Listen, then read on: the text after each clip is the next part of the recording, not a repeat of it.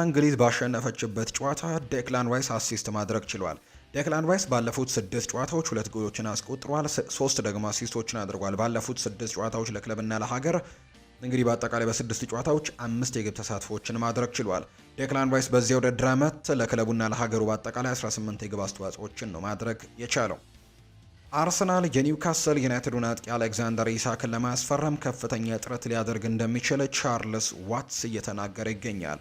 ነገር ግን ቻርልስ ዋትስ የአረቢ ለብዜሹ የፊት መስመር አጥቂ ቤንጃሚን ሼስኮን የማስፈረም እድላቸው ሰፊ ነው ሲል ነው ለከቼንድ ኦፍሳይድ የተናገረው።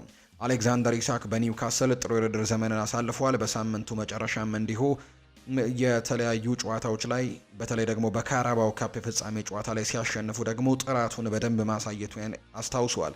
የስዊድናዊ ኢንተርናሽናል በሳጥን ውስጥ እንግዲህ ጨራሽ ወይም ደግሞ ጎል አስቆጣሪና ነፍናፊ የሆነ አጥቂ መሆኑ የማይካድ ነው። አሌክዛንደር ኢሳክ በአውሮፓ ውስጥ ላሉ በርካታ ትልልቅ ቡድኖችም ትልቅ ጥራትን የመጨመር አቅም አለው።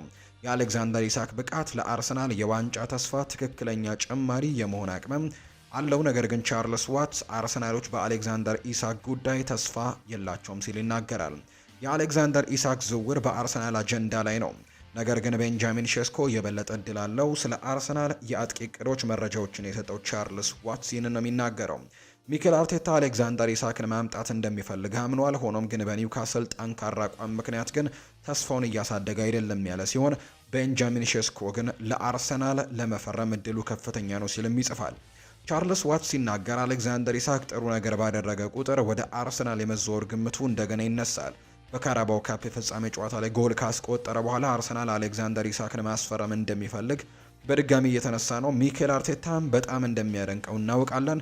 በዚህም ክረምት እሱን ለማግኘትም እድሉ ካለ ክለቡን ለመሞከርና ለመስራትም እንደሚሞክር እርግጠኛ ነኝ ብሏል።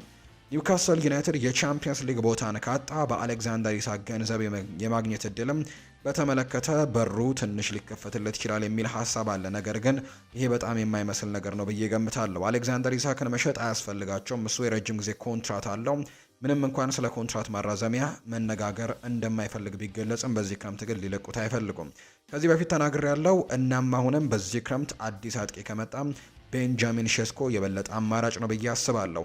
ክለቡ ስሎቬኒያዊውን ኢንተርናሽናል እንግዲህ ለማምጣትም ብዙ መሰረቶችን ጥሏል። አረቢ ለብዜሽ በውድድር ዘመኑ መጨረሻ ከኒውካስል በተለየ መልኩ ዝውውሩን ለመፍቀድም ክፍት ይሆናል። ስለዚህም አርሰናል የተሻለው አማራጩ ቤንጃሚን ሼስኮ ነው ሲልም ነው የተናገረው ቻርልስ ዋትስ በዘገባው።